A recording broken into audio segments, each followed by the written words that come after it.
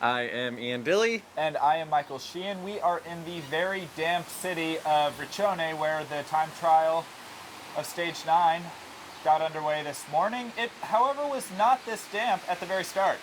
Yeah, as we said in our preview show, 34.8 kilometers from Riccione to the summit of San Marino, the serene Republic of San Marino.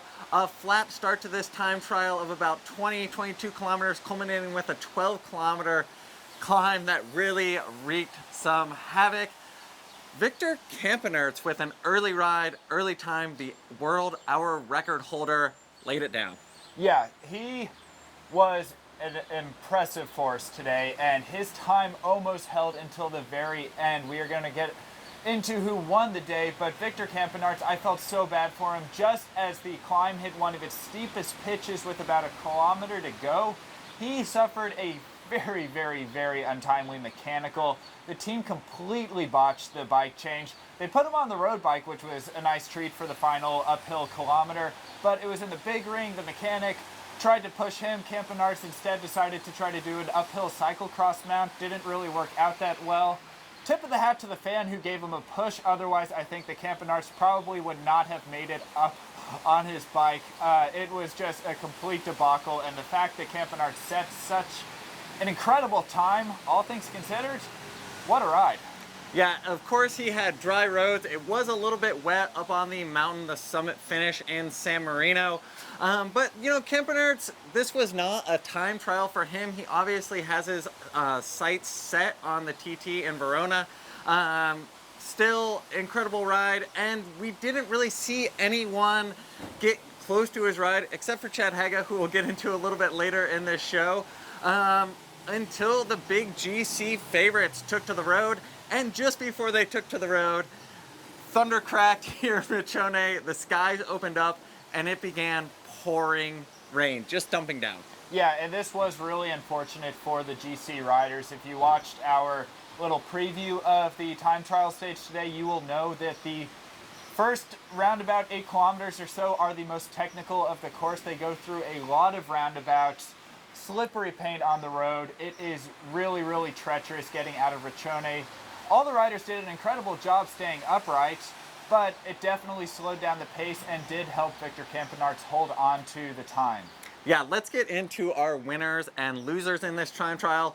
Obviously, the big winner on the day, Prima's Roglic. This is a guy that has the weight of the entire Giro on his shoulders. He came in as the big favorite into this race, having won every week-long stage race he's competed in so far this season. Everyone expect him to smash this time trial, and he absolutely did. Paced it perfectly.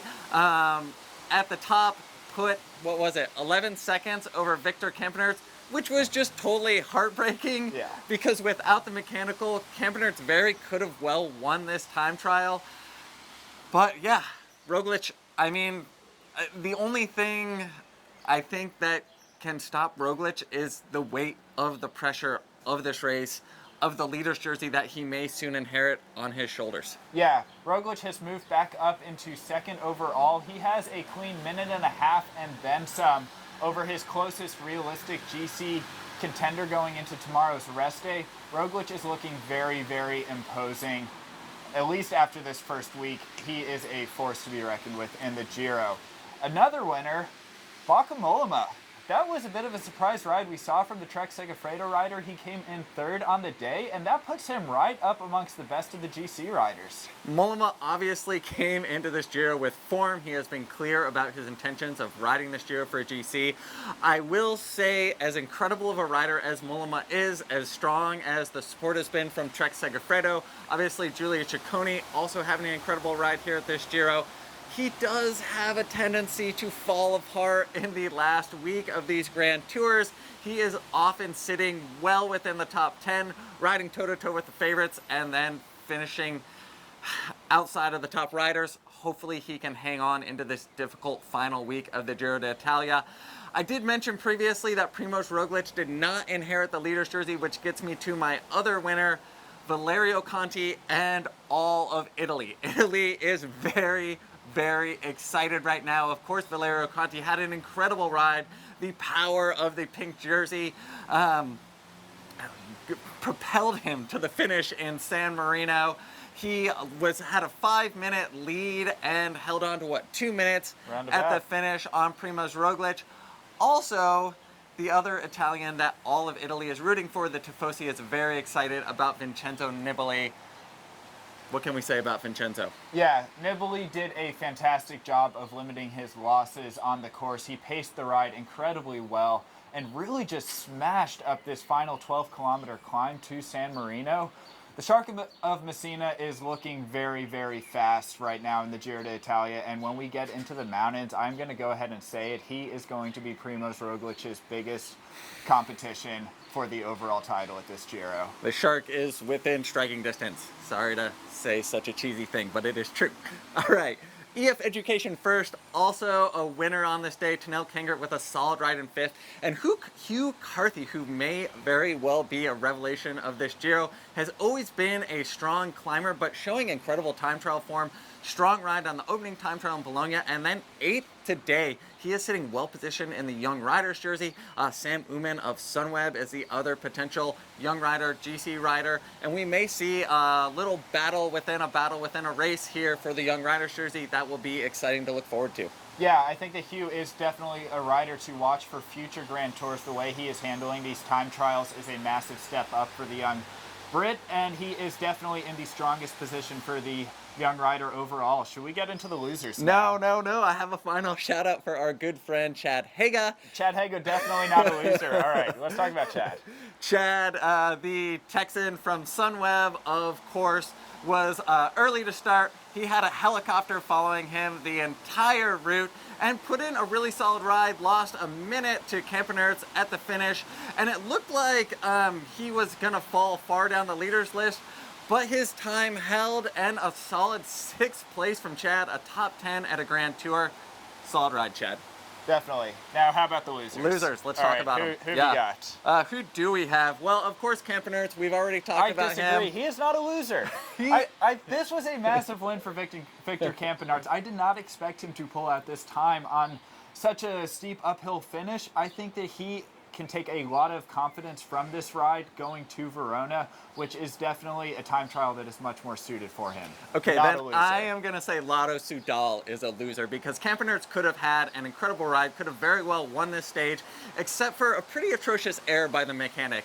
His road bike should definitely not have been in the big ring when it came off the top of this car. If he was going to switch to his road bike, it would have been on the climb. If a mechanical had occurred, he definitely did not plan on switching to his road bike. It should have been in the little ring when the mechanic put that on top of the car. He would maybe not have lost 10 seconds, 12 seconds, 15 seconds that he did had he been able to get on his bike, ride to the finish. Lotto Soudal, loser. Okay, moving on. Moving on. Simon Yates. Oh, poor Simon Yates. I was down at the start when Simon Yates was getting ready to begin his ride. The rain was just pouring down, and Simon Yates spent a long time in the start box, much longer than Vincenzo Nibali, the other favorites that came through. And I think the nerves just got to him, not only getting cold, but just being there as the rain is pouring down. What were his quotes after the stage? Yeah, Mitchelton Scott, they sent out a couple of quotes. I will just reference them on my notes if you'll excuse me. Yates said, "I had a bit of a stinker. I was going okay on the flat section there, but when I tried to step it up once we reached the climb, I just didn't have anything." I think that it was clear that Yates was just on a really bad day. He can produce a much better time trial than we saw today. It was really unfortunate to see him slip so far down the ranking. But for us viewers, I think that there is a silver lining to this, because we are going to see a lot of aggressive riding when we get into the mountains. Yates has already said that the team is going to have to change their strategy a little bit, and I think that we are going to see Yates on the offensive when the road goes uphill. And really all the GC riders are going to have to do something about Primož Roglic in the mountains. The gap that Roglic has right now is not the kind of gap where you can just eat away a couple seconds every stage. You are going to have to go from a long way out to try to topple Roglic. Yeah, absolutely. Simon Yates almost 4 minutes back on Primož Roglic at this point. We saw another Brit, Chris Froome, pull off an incredible victory last year, come from 3.5 minutes down with 3 stages to go in the Giro. Maybe Simon can do the same thing. Either way, hopefully we will see some fireworks from him. The other big loser on the day, Superman Miguel Angel Lopez. Not a strong ride, and I think Astana at this point needs to see the leadership on the team to Pello Bilbao. He had an incredible ride. Yeah, Bilbao put himself nicely in the top 10 of today's time trial. Another climber who is really coming around to the time trialing discipline.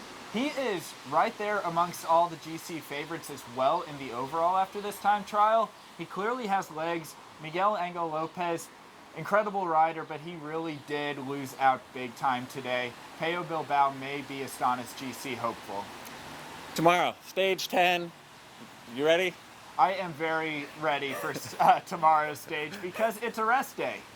No, you're right. Tomorrow, Tuesday, stage 10, stage 10, 145 kilometers from Ravenna to Modena, the birthplace of Enzo Ferrari, of course, and it will be an extremely fast stage, a flat stage, 145 kilometers, another battle of the sprinters, unless of course there's crosswinds.